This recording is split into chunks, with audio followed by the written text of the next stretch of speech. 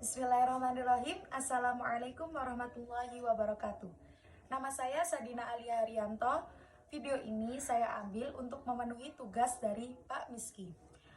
Yakni saya akan menjelaskan tentang perangkat keilmuan primer dan sekunder kajian hadis tematik. Oke, langsung saja saya akan memberikan dua contoh hadis yang memiliki satu tema tetapi bertentangan dalam segi makna.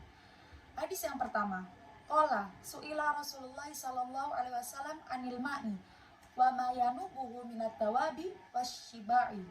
Faqala Rasulullah sallallahu alaihi wasallam, idza kana al-ma'u kullataini lam yahmilil khabath. Yang berarti Rasulullah sallallahu alaihi wasallam ditanya tentang air dan lokasi air yang sering didatangi binatang melata dan binatang buas. Maka Rasulullah sallallahu alaihi wasallam bersabda, apabila air itu mencapai 2 kullah, maka ia tidak najis.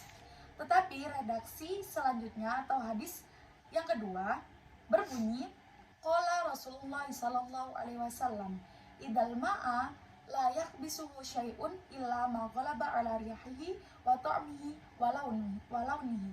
Yang artinya Rasulullah sallallahu alaihi wasallam bersabda, sesungguhnya air tidak bisa menjadi najis karena sesuatu kecuali bila berubah bau, rasa, dan warnanya.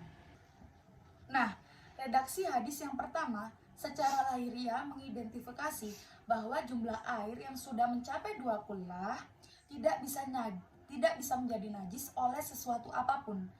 Tapi sebaliknya, redaksi hadis kedua justru sebaliknya, bahwa air dalam jumlah berapapun jika sudah berubah oleh najis tertentu, maka ia akan menjadi najis. Tetapi melalui ilmu mukhtalif al-hadis, kita bisa mengerti bahwa sebenarnya kedua hadis ini bisa dipadukan dan tidak diposisikan saling bertentangan. Nah, kesimpulannya, dari dua hadis itu berarti bahwa air yang berjumlah 2 kullah tetap disebut suci meskipun kejatuhan najis, kecuali najis tersebut mampu mengubah sifat, rasa, bau air tersebut. Jadi, contoh yang saya jelaskan sebelumnya adalah salah satu dari perangkat keilmuan primer kajian hadis tematik, yakni ilmu mukhtalif al-hadis. Nah, untuk keilmuan primer kajian hadis tematik sendiri itu ada 3. Yang pertama, kajian sanad dan takhrij. Ilmu ini membantu kita untuk mengetahui apakah sanad hadis tersebut tersambung atau tidak. Dan membantu kita mengetahui bahwa hadis tersebut itu termasuk hadis sahih, hasan, atau dhaif.